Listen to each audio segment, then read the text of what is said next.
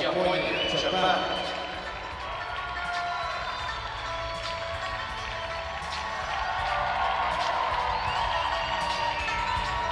Dünya Kupası eski bayram havasında devam edip bu bayram havası yaratmasındaki çalışmaları desteğe özlem mahsus rol oynuyoruz. Finanslarda birbirlerine yeni kurallara çıkıyor.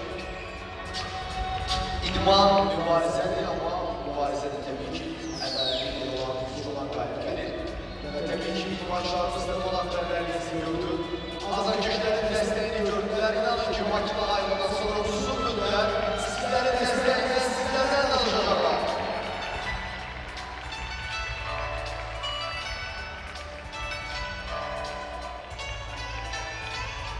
Yapmaya gösterir.